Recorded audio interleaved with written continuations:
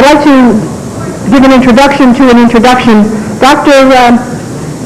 Charlene DeMarco is going to introduce our first speaker. Dr. DeMarco is a clinician. She's in family practice in this area in a town called Egg Harbor, which is near Atlantic City. And she will introduce our first speaker. Thank you.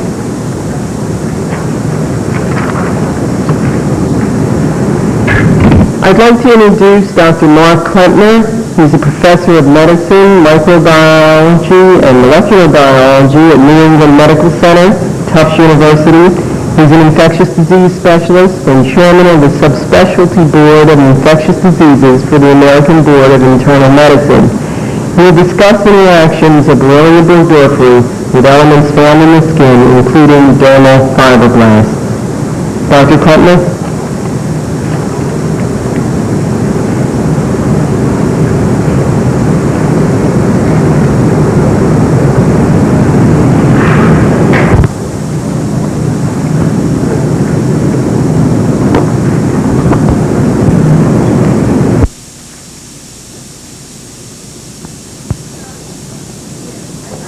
Does this mic work? Can you hear me in the back?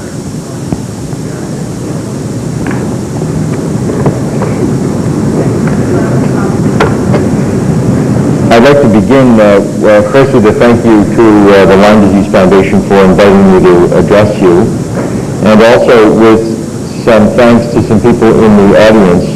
I'm a relative newcomer to this field, and it really wouldn't be without the help of Tom Schwan, Willie Burgdorfer, Claude Durone, Dwayne Googler, and others for whom at the NIH and the CDC have given me support over the past 2 years that we've done some of the studies that I'm going to show you. I'd also like to open with a bit of a cautionary note, and that is that the studies I'm going to present you are largely basic science in vitro studies, and they may give us some clues to what's going on in the pathogenesis of Lyme disease, but it's a very large leap to take the basic science studies that you're going to hear about and move directly to the clinical disease that we're all concerned with. And I hope you'll take that into consideration as you hear the data that I'm going to present to you. For most infectious diseases, the events which occur during the establishment of the infection are central to the pathogenesis of the disease that the microorganism causes. This is the time when the organism has to enter a new environment and adapt to it in order to be a successful pathogen. It must adapt to these strikingly different conditions, including survive locally, avoiding the local host defenses, the immune system, and obtain sufficient nutrients to multiply and disseminate. Can I have the first slide, please? Maybe I can do that.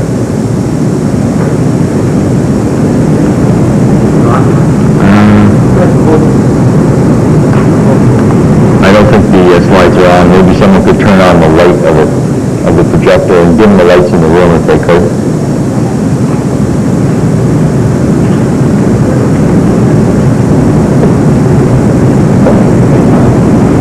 Go back a couple of slides. I can do that. Can you focus it now, or do I do that too?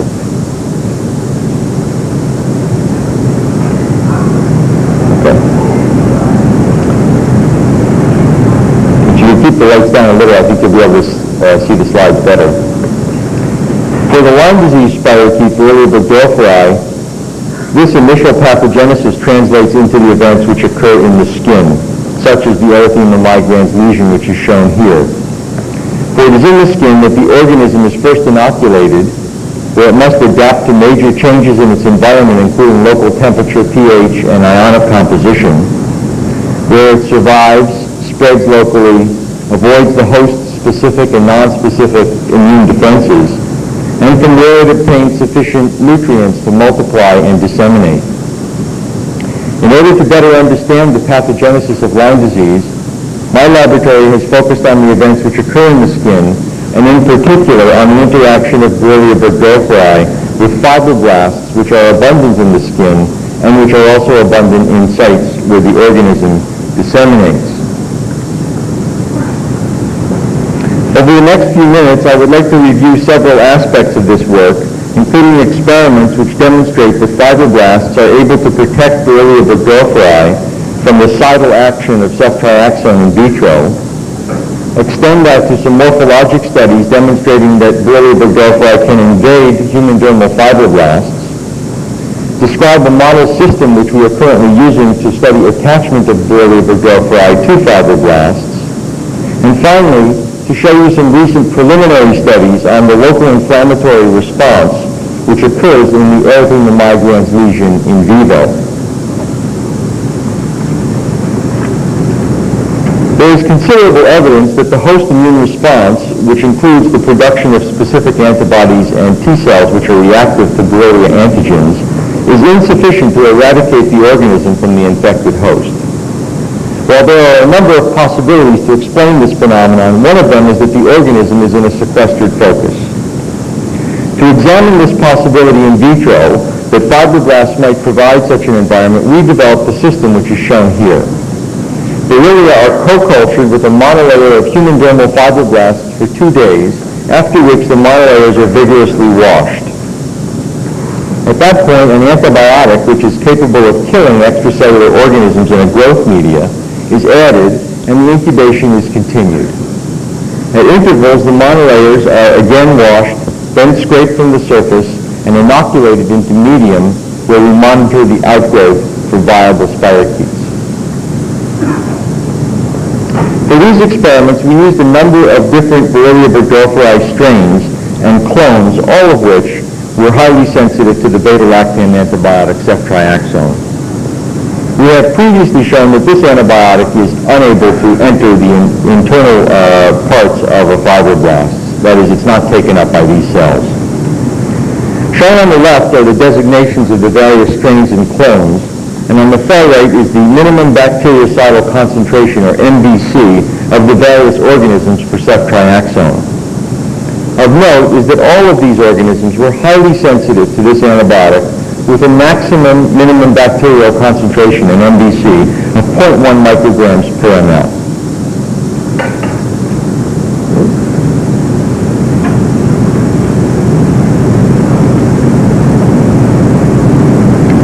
When 3 strains of Borrelia burgdorferi were co-cultured with fibroblasts, followed by treatment with ceftriaxone at 10 times the MBC for 3 days, that is 1 microgram per ml, the following results were obtained.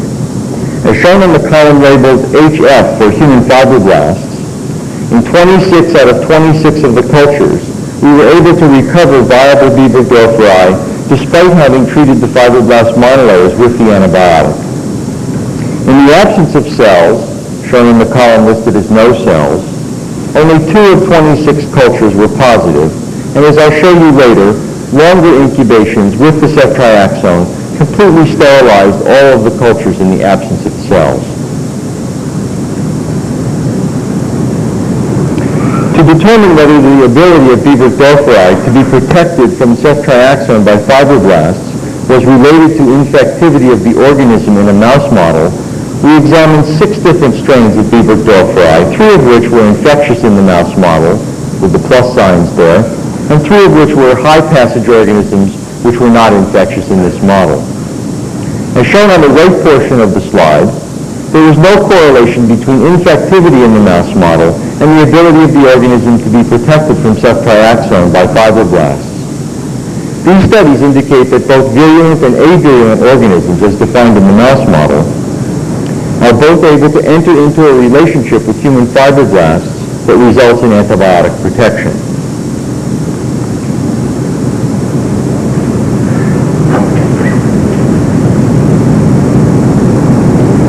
We next examined whether the ability of the cells to protect the spirochete from extracellular antibiotic required viable fibroblasts.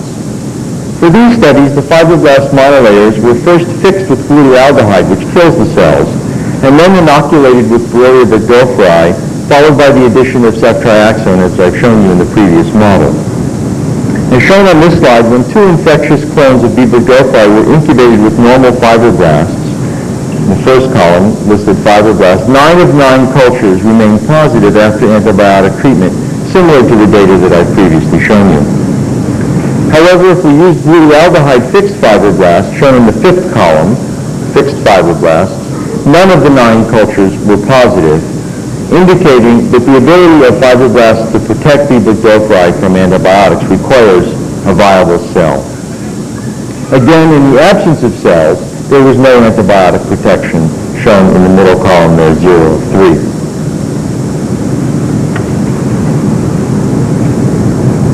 We next investigated whether this property was unique to human fibroblasts.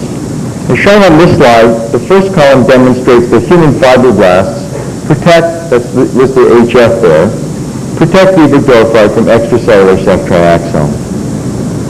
However, in addition, mouse keratinocytes, the MK there, and 2 cell lines which share some fibroblast-like properties, HEP2 cells and Vero cells, were similarly able to show antibiotic protection against the same concentrations of ceftriaxone as the human fibroblasts. In contrast, a human colon carcinoma cell line, the KCO2 on the far right, was unable to protect spirochetes from the antibiotic. This is a polarized cell, unlike the others, and these studies indicate that the phenomenon of antibiotic protection is not restricted to fibroblasts, but is also not universal among all eukaryotic cells. To further investigate the duration of this protective effect of fibroblasts, they were co-cultured with Borrelia for 48 hours and then washed, and then antibiotic was added for varying intervals, at which time the cultures were harvested and we again monitored viable Borrelia outgrowth. Shown on the left are the days of antibiotic treatment, and on the right are the number of cultures that were positive over the number of cultures that were performed. As you can see, antibiotic treatment of the fibroblast monolayers, which had been infected with B. burgdorferi, continued to be positive after antibiotic treatment for 14 days. Again, in the absence of cells, all of the cultures remained negative after the 3rd day, indicating that this was related to the presence of viable fibroblasts and that the duration of antibiotic protection was considerable. We've also been interested in what effect Borrelia burgdorferi have on the biology of the fibroblast.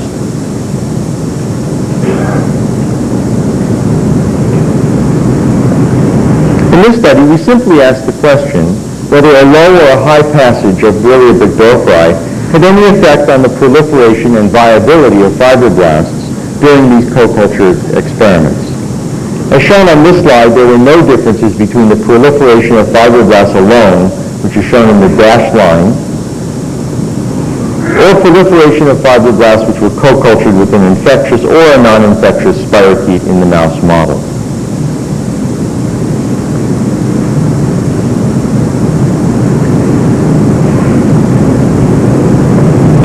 To further investigate the relationship of Borrelia with human dermal fibroblasts, we next turn to some morphologic techniques to examine this relationship.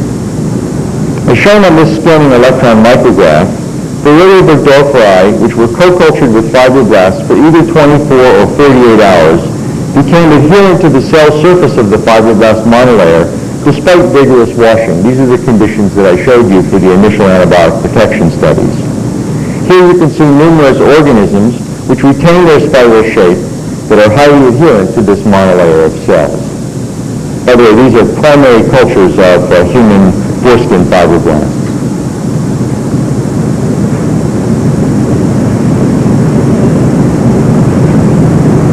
Indeed, in a number of locations where the relationship was explored at higher power, one can see areas where the spirochete appears to insinuate itself into the fibroblast itself. Both of these pictures were taken from monolayers to which no antibiotics had been added.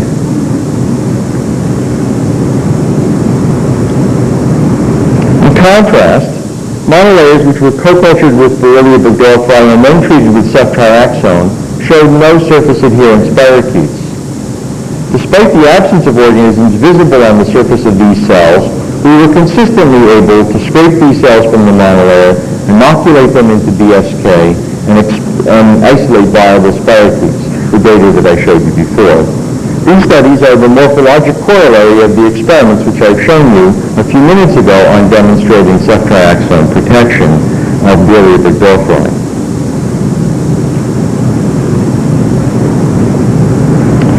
order to further examine whether we could identify Borrelia burgdorferi within the human fibroblasts, we've turned to a powerful microscopic technique known as confocal microscopy. A schematic of what this technique is capable of doing is shown here.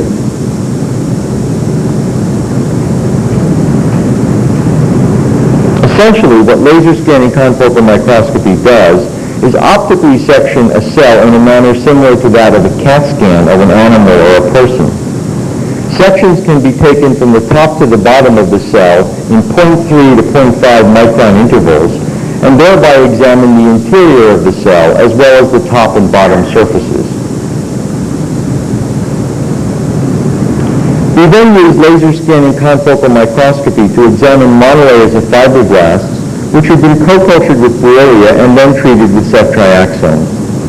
As shown on the upper left panel, which shows the surface of the cell, and these are key to this section up here, you can see that there's no organisms present on the surface of this cell, like I showed you in the scanning EM after ceftriaxone treatment.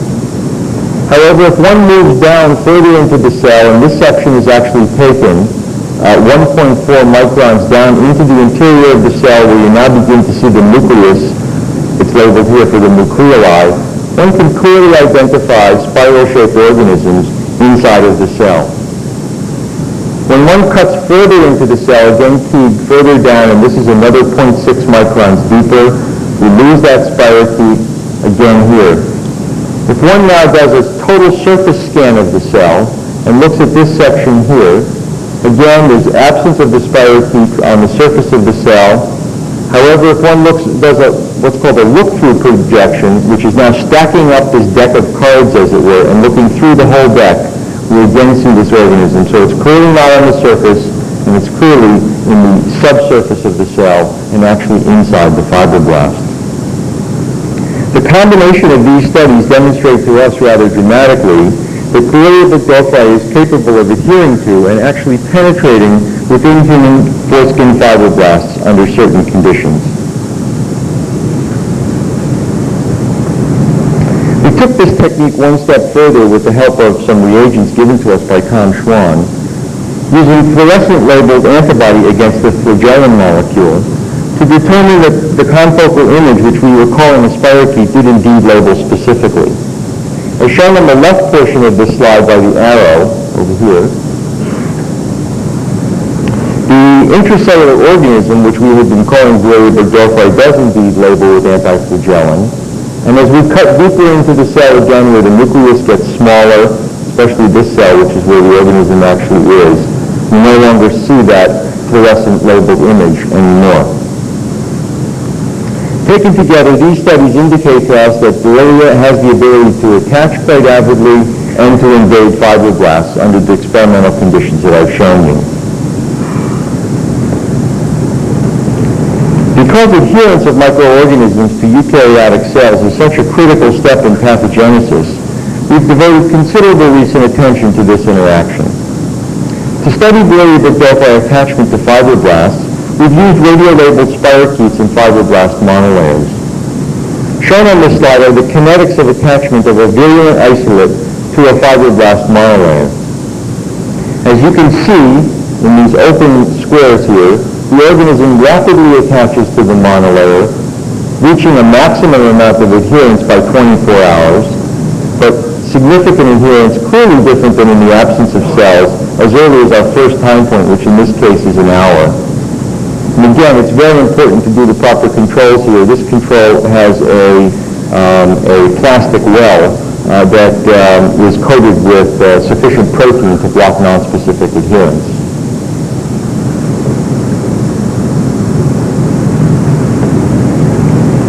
I'd like to show you over the next few minutes just some preliminary studies about some of the factors which go into this adherence reaction. To ensure that the cell-associated radioactivity that we're measuring actually represents the association of whole organisms with the fibroblasts, we've physically separated the radio-labeled organisms from human fibroblasts using a so-called transwell system, which actually has a micropore filter in it. And this separates the organism from the fibroblasts. fibroblasts. As shown on the left, in the absence of the human fibroblasts over here, there's minimal cell-associated radioactivity with the well, as one would expect. And in the presence of fibroblasts, there's a considerable amount of radioactivity associated with the cells with radiolabeled organisms when they come in direct contact. However, if one physically separates them by this micropore membrane, there's virtually no association of radioactivity with the fibroblast monolayer.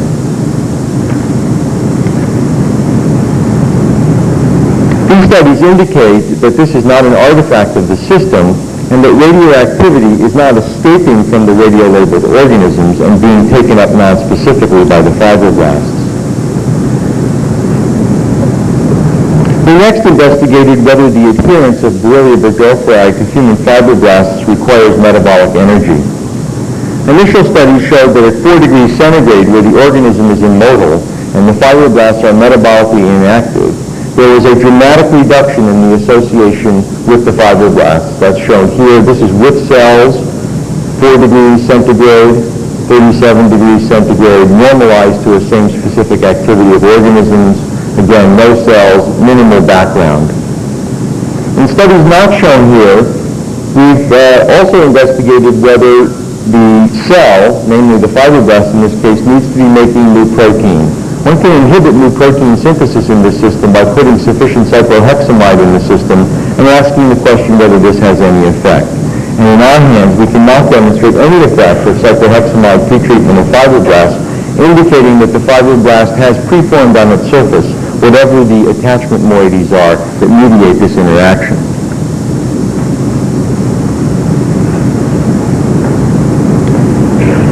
Some of our current efforts are directed at identifying the specific mediators of Borrelia attachment to human fibroblasts. Since several pathogenic bacteria use proteins which bind to specific sugars, or so-called lectins, to adhere to surfaces during their pathogenesis, we examined a large series of monosaccharides and complex carbohydrates to determine whether any of these sugars could inhibit the binding of B. burgdorferi to the fibroblast monolayer. As you can see here, in the absence of fibroblasts, again, minimal cell-associated radioactivity or minimal monolayer-associated radioactivity, lots with the fibroblasts, and a whole series of sugars here at high concentration. This is at a milligram per ml, a large concentration if you're going to block any binding. And there's a whole series of sugars here, glucose, lactose, mannose, galactose, mallobiose, rhamnose, galactosamine, fetuin, porcine, gastric mucin.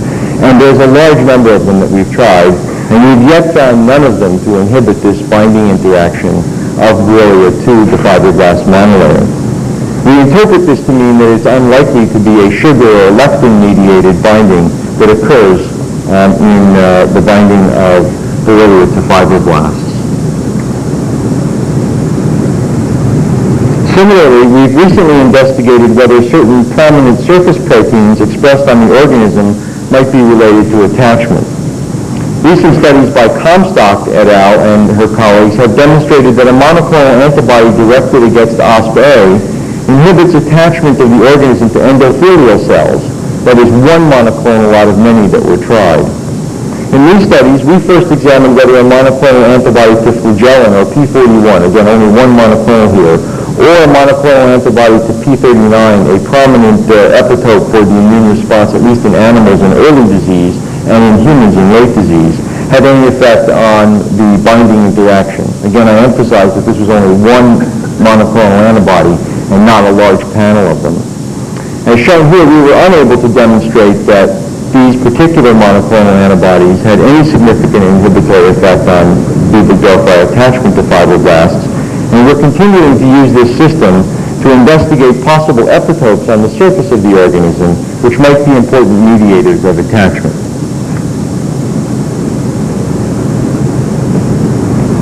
Finally, I'd like to turn to some recent studies investigating the pathogenesis of the erythema migrans lesion.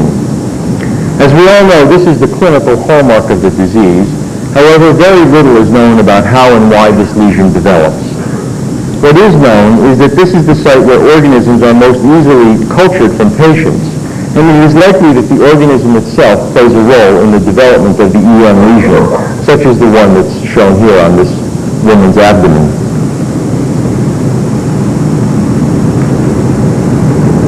Recent studies on the pathogenesis of acute inflammation in the skin have indicated that the inflammatory response in the skin is dependent on a cascade of cytokines or cell-produced molecules, small molecules, that are locally produced and which elicit the phenomenon associated with acute inflammation. One of these is the release of preformed IL-1 at the site of epidermal injury, and this is largely contained in keratinocytes, which is preformed. And IL-1 then has lots of different functions, and I'll just summarize a couple of them that are known to occur in the skin. First is that IL-1 is a very potent activator of other skin cells, particularly fibroblasts, to produce chemotactic molecules which actually elicit the influx of cells into the acute inflammatory locus, either by trauma or by infection. In addition, IL-1 induces endothelial cells to produce adhesion molecules which actually trap circulating cells to localize to the site of inflammation. This ultimately leads to the trapping of the cells, both T cells and polymorphonuclear leukocytes, as well as the actual directed migration of these cells to the sites of inflammation.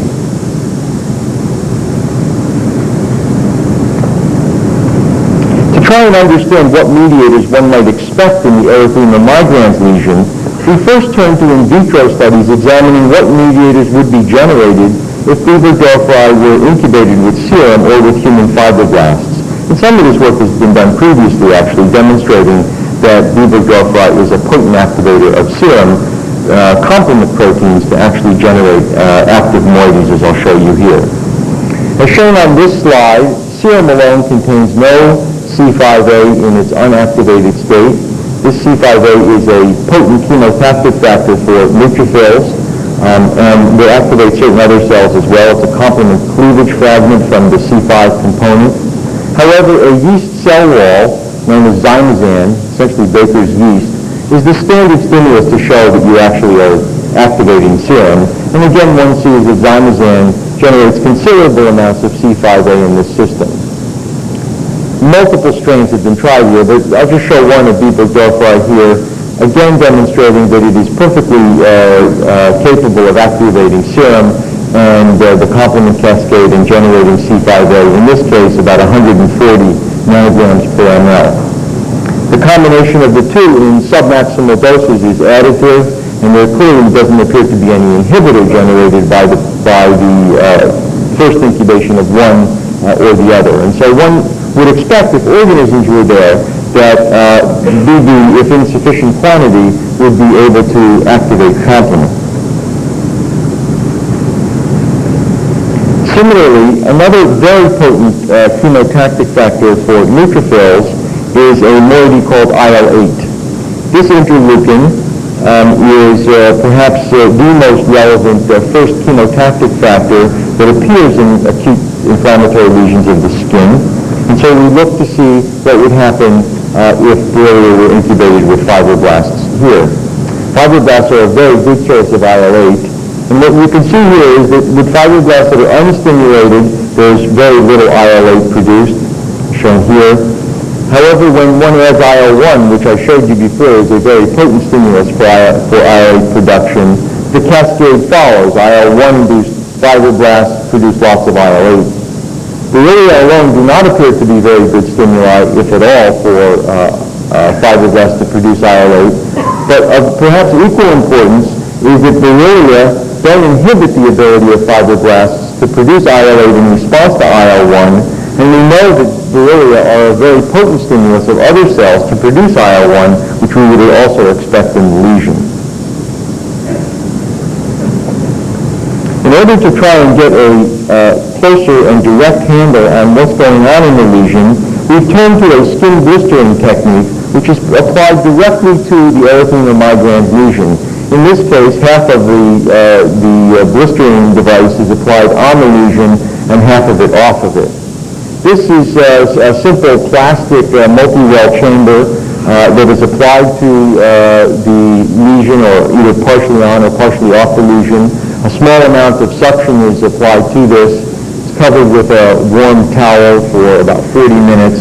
And at the end of that period of time, which is painless, I should tell you, Otherwise, it wouldn't get through our human investigation review committee, I'm sure.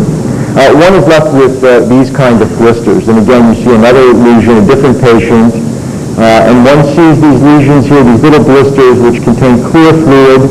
The fluid in here is about 50 to 100 microliters. And over time, these reaccumulate fluid after they've been aspirated, as I've shown you here, showing that we're taking out of the fluid from that first patient. And we've embarked on a series of studies to try and understand what's actually in the blister fluid directly in the erythema migrans lesion. And as you can imagine, there are a number of things to do with this fluid, not just to look for mediators, but also to look for evidence of Borrelia itself, evidence of Borrelia DNA, or other mediators of inflammation.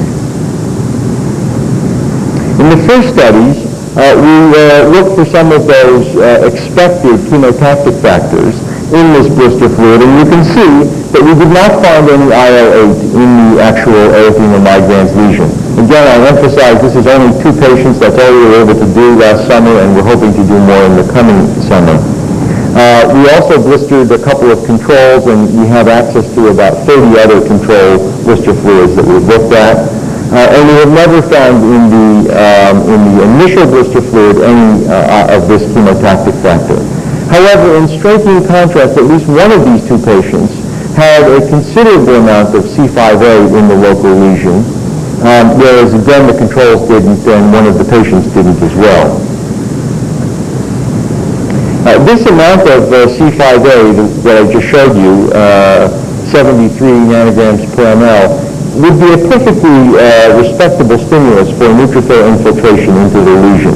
And that is, this just shows you the dose response for migration of neutrophils in response to C5a. And here's 80 nanograms per ml, 40 nanograms per ml, and you can see that we're detecting in the 70 range, and we would expect this to be an adequate stimulus to localize polys. The striking thing, and unfortunately Dr. DeRay wasn't here to show it in this just before mine, was that when one looks at these lesions, there's a striking absence of neutrophil influx. So this means that there's a dichotomy between what we're finding immunologically in the lesion and what we're finding in terms of bioactivity. One possibility is that there is an inhibitor generated locally to inhibit the local influx of polys. That turns out not to be the case if one believes that blister fluid is an accurate representation of what's going on in the lesion. Here again, what we're doing is taking control blister fluid from in this case, a patient with erythema migrans 2 patient, and the 2 controls that we have before, and then pre-incubating the cells with this blister fluid material, and then asking the cells to migrate in response to a small peptide. First, random migration is normal in the presence of blister fluid, and chemotaxis is perfectly normal in response to the peptide, in this case a peptide known as FMLP or FMET-Lp. Patient blister fluid, again, no effect on inhibiting migration whatsoever. So the absence of polys in the lesion is not a reflection of a local inhibitor of neutrophil migration into the lesion. So in summary, I've tried to show you some basic studies which investigate some of the early events in the pathogenesis of Lyme disease, the actual site of inoculation of the organism. We're actively pursuing studies on looking at this interaction with fibroblasts, and are also pursuing the factors in the erythema migrans lesion that lead to the acute inflammatory lesion, and perhaps may lead us to some new clues for early diagnosis. Thanks very much.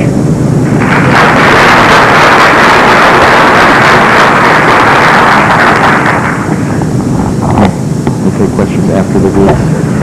We're going to, first of all, Lasso here. We'll take questions after all the speakers for this morning's session.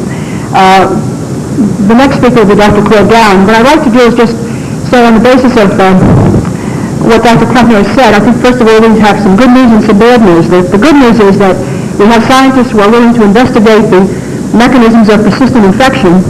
I think that the bad news is that the insurance companies will no longer insure human fibroblasts. so they're out of the policy.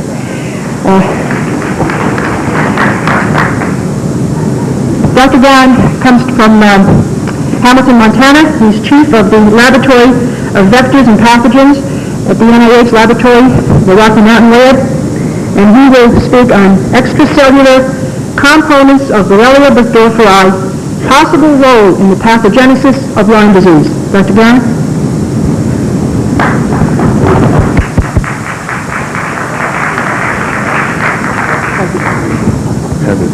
Yes, your cousin. Thank you. Thank you and good morning. As the chief of the Laboratory of Vectors and Pathogens at Rocky Mountain Laboratory, I represent a very talented cadre of researchers, many of whom were invited to participate in the meeting today. I would like to first of all thank the organizers of the meeting, the Lyme Disease Foundation, not only for the invitations to participate, but for the support they have provided for our laboratory over the years. That support has taken the form of a summer student to work in the laboratory, and it has taken the form of a postdoctoral fellow, Bill Whitmire, at least the first year of a fellowship. And Bill will be presenting some of his work this morning. In every case, whether the studies are focused on how the organism operates in the foreign environment of an arthropod vector, or whether it studies into how the organism causes the disease, we are interested in a laboratory, in a molecular characterization of those specific events. We would like to know in precise detail how these various events take place. And what I'd like to do this morning is to summarize some of the studies that we have taken recently in our laboratory. Hopes that you will go to the presentations tomorrow and hear some more detail about those studies, but to try to convince you of some new ideas and perhaps some new ways of thinking about the pathogenesis caused by Borrelia burgdorferi. I am a little disappointed that Paul DeRay is ill and couldn't be here, because Paul can be counted on to make the point very eloquently that when he describes the havoc being wreaked in the various tissues, there is a disappointing number of spirochetes associated with that situation. And I would like, by the end of my talk, to convince you that perhaps it is not the spirochete at all that is contributing to the condition, but perhaps some extra cellular material. The question we set out to ask a number of years ago was a very honest one, and that was, can we detect in the cylinder of the spirochete any partitioning of nucleic acid molecules? And we used a tool to ask that question that was available and had been used mostly in plant studies, and that was a staining procedure, a silver staining procedure, that allowed us to look inside the cell for the appearance of nucleic acid molecules. And when we applied that particular staining procedure to Borrelia burgdorferi, we expected to see, or hoped to see, a model staining along the cylinder. And what we saw led us down a road that I want to tell you a little bit about today. The first slide, assuming that the carousel has been loaded,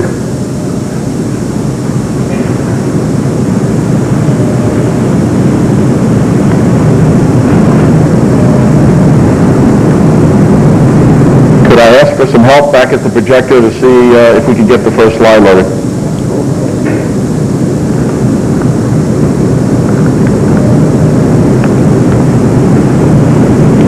The power's on, but there are no slides that I can see.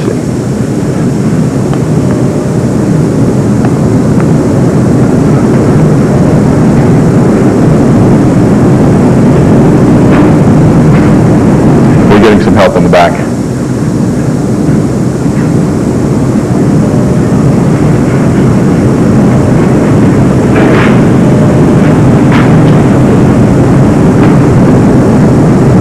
There we go.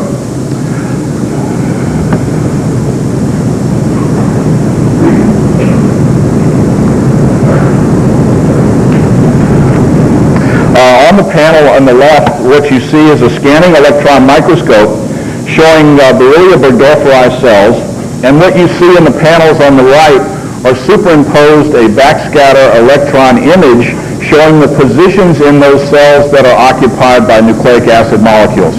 And as you can see, the signal appeared to be located on the surface in places corresponding to membranous vesicles that appeared to be budding off the surface of the Borrelia cells. We were able along the way not only to modify the technique from a 5-hour staining procedure down to a few-minute staining procedure and to incorporate a completely different agent, namely the cancer drug cisplatin, which intercalates very effectively into DNA molecules and brings with it a platinum moiety that is easily detected by the backscatter electron detector. Furthermore, we're able to purify these structures and to show that the nucleic acid molecules appear to be associated with these vesicular structures. Now, we were very concerned to begin with that the association of DNA simply meant that a few of the cells were disrupted. We were looking at DNA molecules being carried along in this process. So we subjected these purified vesicle molecules to exhaustive treatment by pancreatic nuclease, hoping to digest away any available DNA molecules that might have been associated on the outside surface of the vesicles. And we were delighted when we began to disrupt these structures and look in the electron microscope that we began to see hints of strand-like structures which might represent DNA molecules. And when we went through the normal organic extraction procedures, what we found were DNA molecules, and of particular importance are the supercoil molecules that you see at the bottom of the panel and another at the top. Because what that means is that that molecule is not nicked even a single time.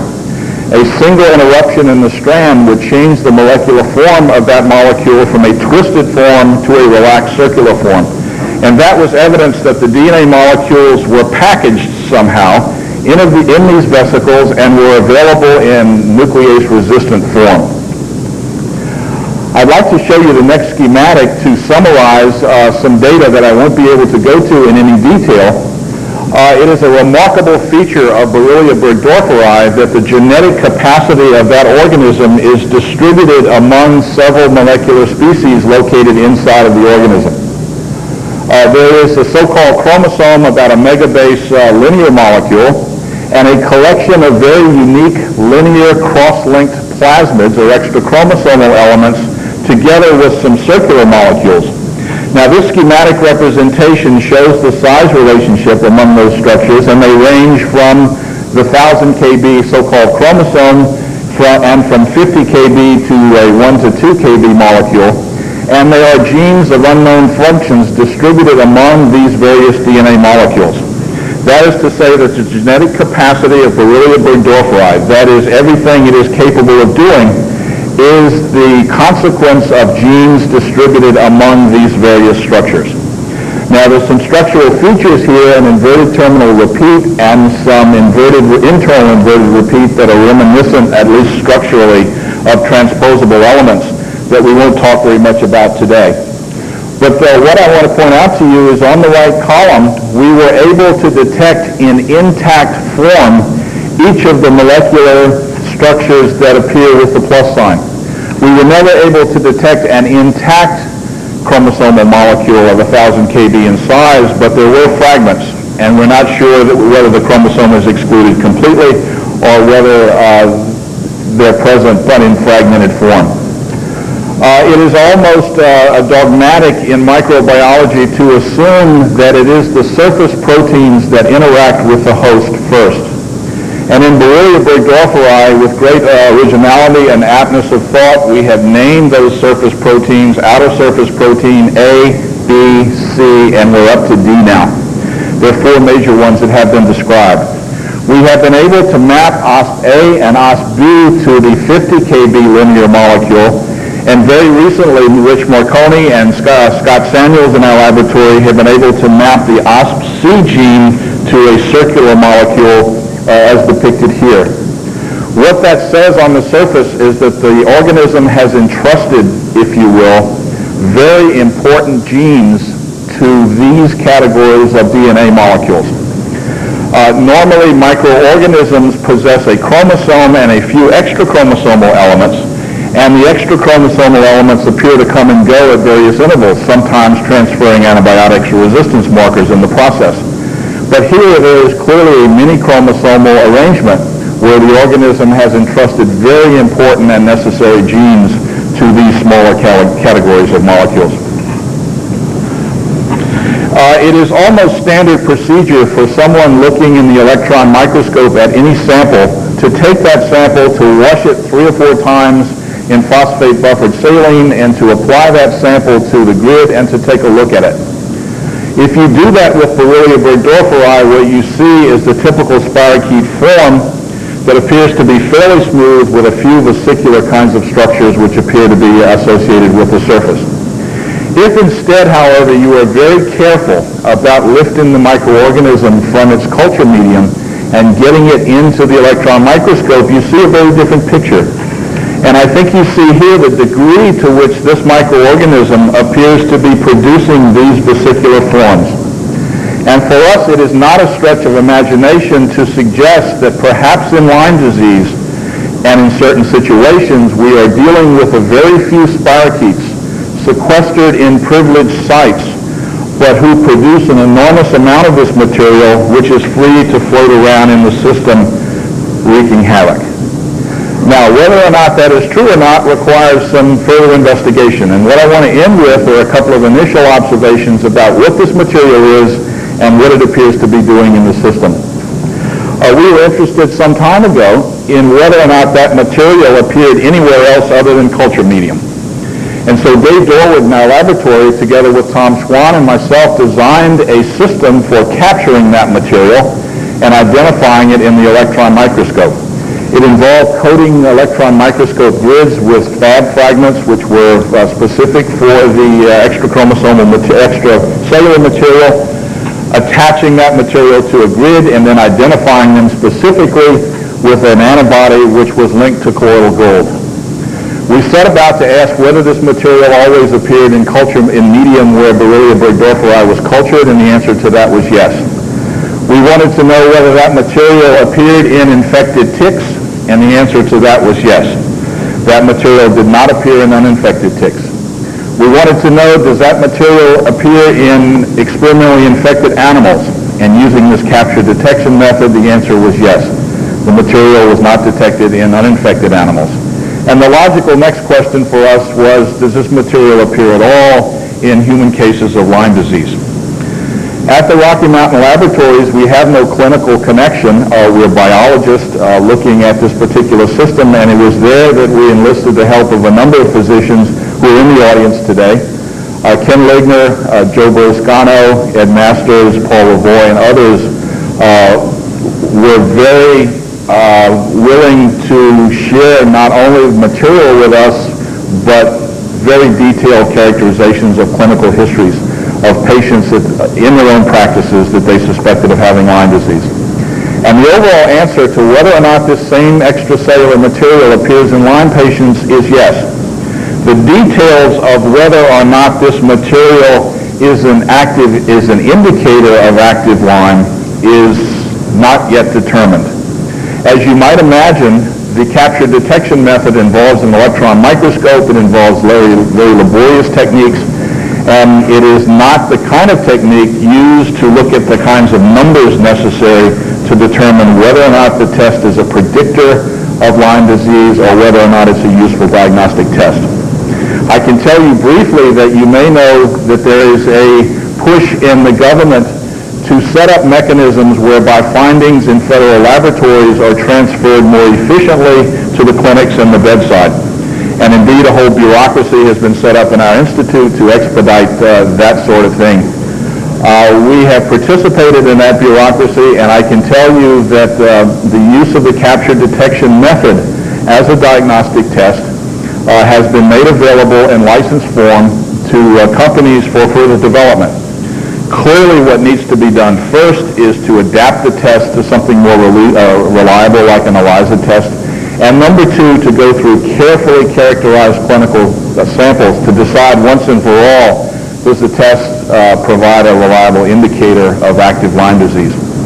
We are fond of the idea that this extracellular material might be an indicator of active infection. And since we are not dealing with immune memory, it is possible that a potential diagnostic test using this as the basis could be used for treatment effectiveness as well. That is, if this material is present, the organism is present. If this material has been cleared, the organism has been cleared and the treatment is effective.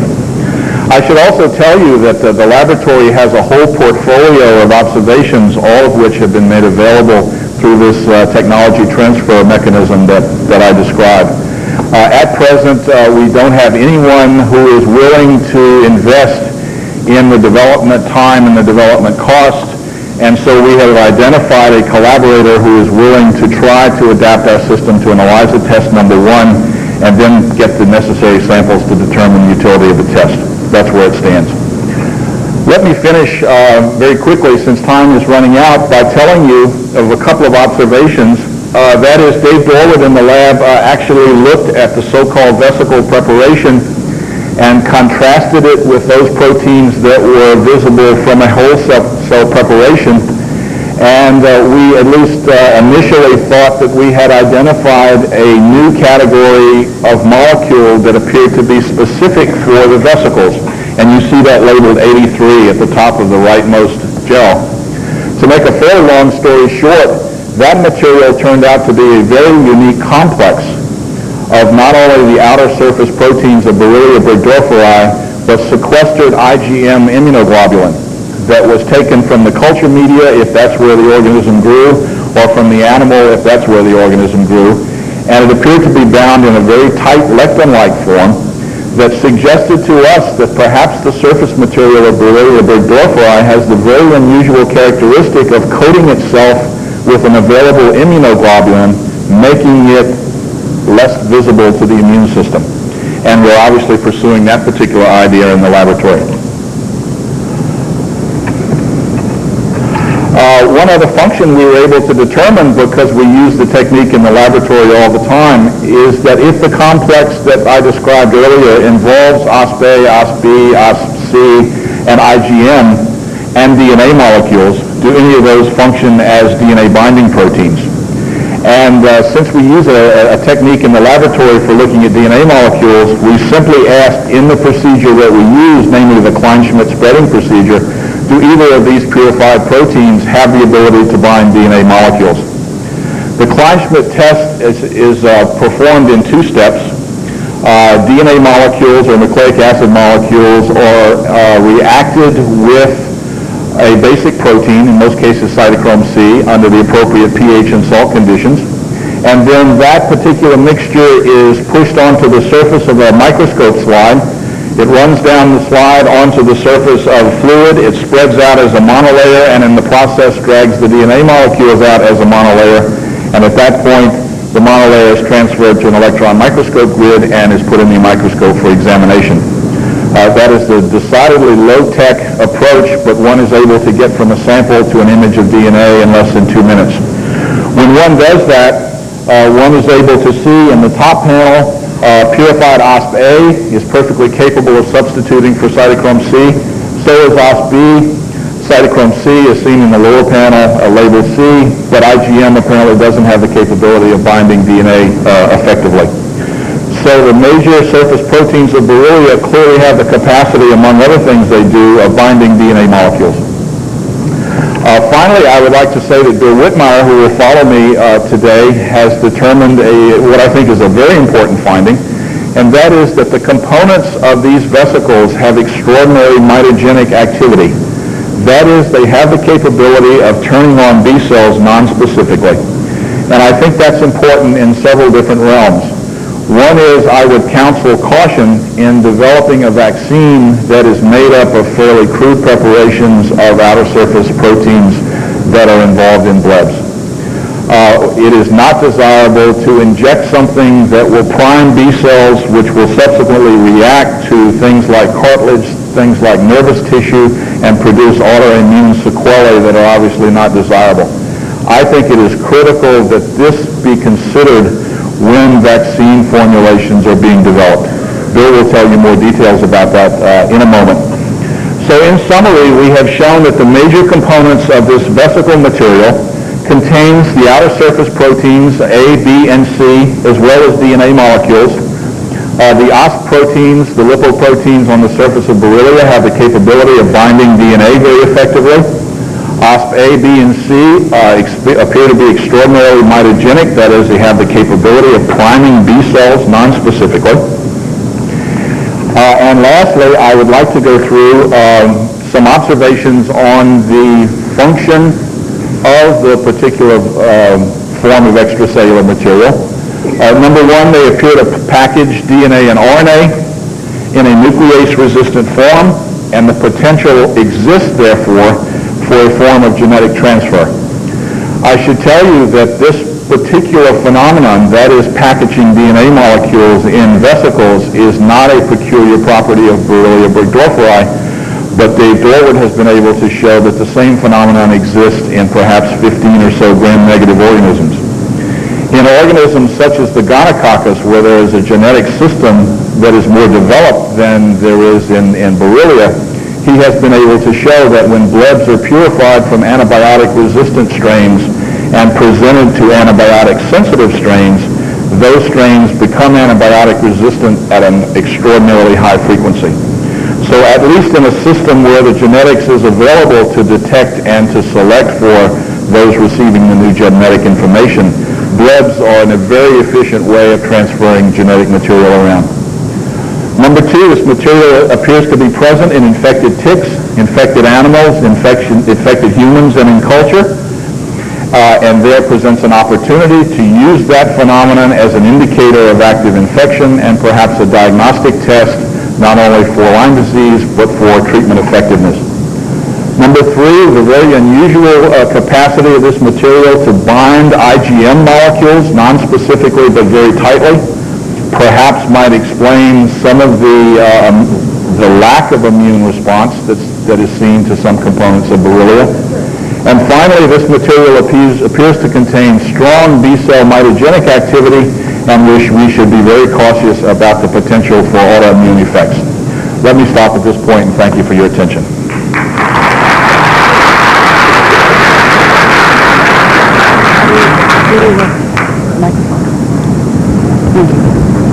Thank you very much, Dr. Brown. Our next speaker is William Whitmire, who is also at the Rocky Mountain Lab in Montana. Will speak on B-cell mitogenic activity of Borrelia burgdorferi surface components.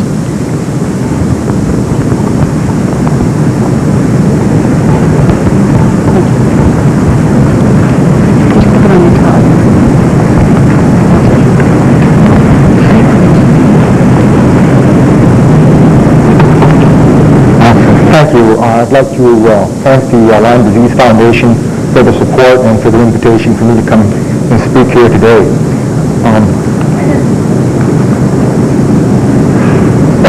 Well, lymphocytes will proliferate when they're stimulated by a variety of substances.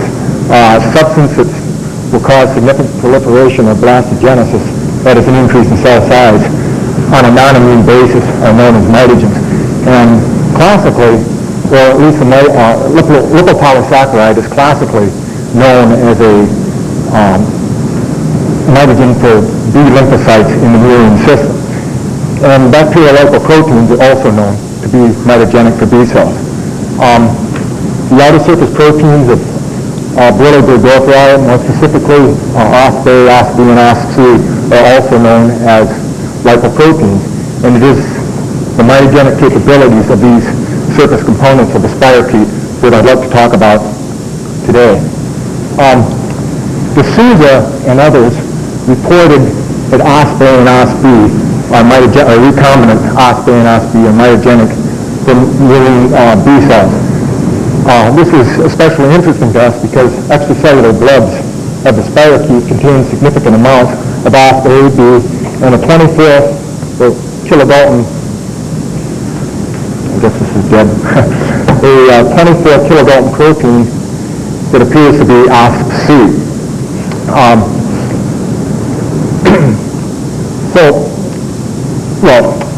These are protein profiles here. On the left, we see the protein profile of the whole cell of the spirochete. In the middle, the protein profile of the blebs, and the media control on the right.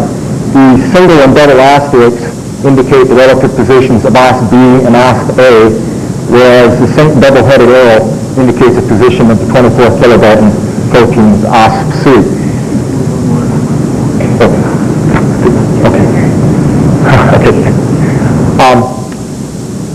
better? Is it?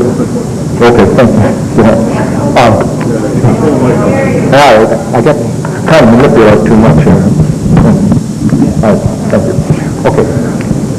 Well, as we can clearly see, there are significant amounts of OSP, OSP, and OSP in the preparations of the extracellular blood material. Now, we'd like to examine the mitogenic effects of these proteins, and since there's relatively more in the whole cell preps, we then subjected the whole cell preparations of SDS polyacrylamide gel, excised the bands which contain those three proteins from the gels, electrolyted the proteins for 4 hours, subjected these eluted proteins to dialysis exhaustively in 5 millimolar ammonium bicarbonate, which contained 0.05% SDS. We then precipitated these proteins from that solution with cold acetone precipitation, subsequently washed these proteins twice more in cold acetone, air dried the preparations, and applied them to polyacrylamide gel for a purity check, as well as the lymphocyte blastogenesis assays. This is a 12% SDS page gel, which shows the purity of our processed proteins, OSP-A, OSP-B, and relatively large amounts of OSP-C that we obtained. Now this slide illustrates the results of lymphocyte blastogenesis assay that was incubated 2 days with OSP-A, B, and C as stimulatory agents. Now, these assays were set up in 96 well microtiter plates with 2 times 10 to the 5th million spleen cells per well. Now these spleen cells were obtained from the spleens of naive animals, animals that had no previous exposure to the spirochete. Now going up, we have immune incorporation of tritiated thymidine represented as disintegrations per minute for triplicate cells after the subtraction of the background values. Going across, then we have the stimulatory agents of OSP-A, B, and C. Now, when lymphocytes proliferate or undergo blastogenesis and an increase in cell size, they increase the relative amount of the cellular DNA, such that the incorporation of the exogenous tritiated thymidine, which we add to these cultures, represents or indicates the levels of blastogenesis that is caused by these stimulatory agents. And this is directly affected into the levels of mitogenesis that is caused by these stimulatory agents, because we're using cells from unprimed or naive animals. So this is indicative of mitogenesis. And when we see here that OSP-A causes significant mitogenesis, as reported by D'Souza, in this particular assay, OSP-B actually caused low levels, where OSP-C is rather intermediate between the two. This assay, one other thing about this assay was that it was actually set up in a qualitative manner rather than quantitative, such that equal volumes of the preparations were used rather than equal concentrations. So we can't say from this actually which protein is more mitogenic than another, but we can see that OSP-C is clearly mitogenic. Now, in order to examine this more closely, we resorted to two-dimensional gel electrophoresis, in the sense that isoelectric focusing, which separates proteins in the first dimension by charge, whereas SDS page in the second dimension will separate these proteins by size. This greatly reduces the possibility that 2 or more proteins will migrate to the same spot on the gel. Now, the double arrow indicates the relative position of our OSP-C, whereas the single arrow indicates the position of another major protein of the spirochete, and that is flagellin, at 41 kilodaltons. So for the sake of identification then, this is an immunoblot of the same 2D preparation that has been probed with an anti-rabbit OSP-C anasir, a rabbit anti-OSP-C anasir. Now, this anasir has been shown by others to bind to the same 24 kilodalton protein as an anti-OSP-C monoclonal antibody. The activity of this anasir to this large 24 kilodalton spot here indicates that that spot is indeed OSP-C. The reactivity to the smaller spots immediately to the left of OSP-C is probably due to polypeptides of OSP-C that were slightly modified during sample preparation. Now, we also probed similar blots with an anti-monoclonal antibody, H9724, and we got reactivity to that flagellum spot that I showed you on the previous slide, which indicates that spot indeed was flagellum. Both the anti-monoclonal antibody as well as the anti-OSP-C analyzer were supplied by Dr. Tom Swan at the Rocky Mountain Laboratories. So, after excising those two spots, the OSP-C and flagellum spot from 16 TB gels, we processed these spots as we did previously for the bands in the polyacrylamide gel, and then subjected them to lymphocyte blastogenesis assay at equal concentrations of each protein is 3 micrograms of total protein per well. The flagellum here is denoted as P41. What we see is OSP-C as before causes significant mitogenesis, whereas flagellum effect is very low. This indicates that the mitogenic effect that is initiated by OSP-C is not due to the sample processing of our gel preparations. So, in order to indicate whether OSP-C actually does stimulate murine B cells to undergo mitogenesis, we subjected OSP-C-stimulated spleen cell cultures to fluorescent activated cell sorting techniques in conjunction with an anti-Thi 1.2 and an anti-B220 monoclonal antibodies, which react with the cell surface antigens of T cells and B cells, respectively. Going up in these panels, we have an increase in fluorescence intensity, or going across, we have increase in forward scatter, which will detect an increase in cell size, such that cell populations that enter the boxed area on these panels are undergoing mitogenesis.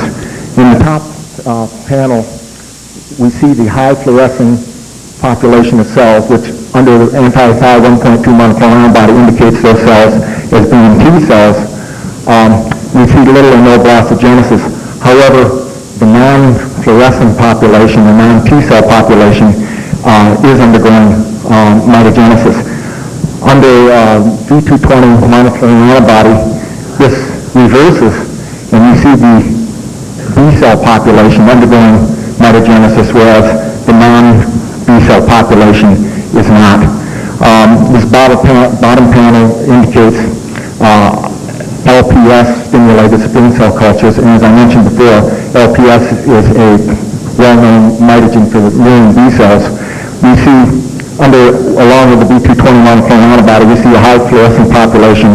Again, the B cell population is undergoing mitogenesis, and this pattern is identical with the OSP-C-stimulated cells, which furthers indication that this is a B cell mitogenic effect that is being caused by OSP-C. So, in conclusion, OSP-C, like OSP-A and OSP-B, are mitogenic for murine B cells.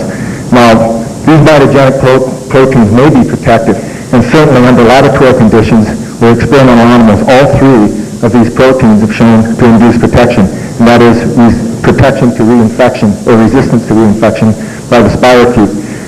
However, polyactivators such as these may also stimulate an autoimmune response, or it is possible for this to happen, such that these lipoproteins could stimulate B cells or autoreactive B cells that are otherwise allergic in certain individuals, and this would initiate a pathologic injury as an autoimmune response. For this reason, these lipoproteins, OSP-A, B, and C, should be investigated, or the mitogenic capabilities of these proteins should be investigated in humans, especially since these proteins are being considered for components in an effective and safe vaccine. Thank you.